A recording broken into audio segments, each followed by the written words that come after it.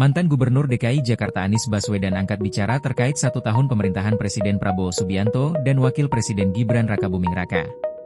Melalui akun Instagram pribadinya, Anies menyoroti soal klaim Prabowo yang mengatakan nilai inflasi di Indonesia terendah dibandingkan negara-negara G20. Setahun sudah pemerintahan baru ini berjalan. Pak Presiden baru saja bilang bahwa angka pengangguran terendah sejak tahun 98. Bagus dong kalau gitu.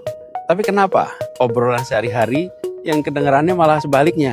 Susah cari kerja, lowongan seret, PHK di mana-mana. Nah kok bisa? Ya memang sebenarnya kita tidak bisa ya berhenti di satu angka saja. Di lapangan ceritanya jauh lebih kompleks. Misalnya nih, kalau kita mau lihat data lebih dalam lagi. 1. Pengangguran absolut itu justru naik. Jadi persentasenya memang turun. Tapi jumlah orang nambah karena angkatan kerjanya membesar. Nah kita kejar-kejaran terus itu. Lalu kedua, kualitas kerjanya melemah. Maksudnya apa? Gini, pekerjaan yang sifatnya part-time jumlahnya nambah. Sementara yang full-time jumlahnya berkurang. Nah, banyak yang dihitung itu disebut sebagai bukan pengangguran, padahal mereka itu kerja part-time dengan jam kerja dan penghasilan yang amat tidak layak.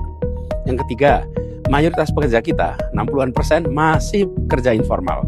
Kalau informal itu artinya apa? Upahnya cenderung rendah, tidak punya perlindungan sosial, tidak punya perlindungan hukum yang cukup. Terus keempat, pengangguran anak muda tetap paling tinggi. Anak muda itu paling semangat, tapi paling sulit masuk ke tempat kerja. Nah terakhir, rata-rata upah kita naiknya tipis. Presiden bilang inflasi kita ini 2,3%. Itu terendah di antara negara-negara G20. Masalahnya, upah kita naiknya cuma 1,8%. Jadi ya masih kalah sama inflasi. Apalagi inflasi makanannya malah justru makin tinggi. Jadi pantas ya kalau banyak yang merasa apa yang ada di berita itu beda dengan apa yang ada di dompet.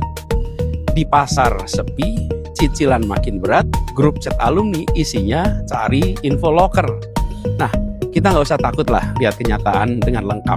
Kalau data dibuka dengan jujur, dengan lengkap, maka publik juga bisa dukung langkah pemerintah untuk menciptakan lapangan kerja formal yang full time, yang bermartabat, kemudian melindungi pekerja informal biar bisa naik kelas, dan menyerap anak-anak muda dengan ekosistem usaha yang adil. Jadi, ya tanggung jawab terbesar memang ada di pemerintah. Tapi, kalau data ditampilkan hanya setengah-setengah, publik juga bingung mau dukung kemana. Atau jangan-jangan, Presiden juga tidak diberi data yang lengkap ya.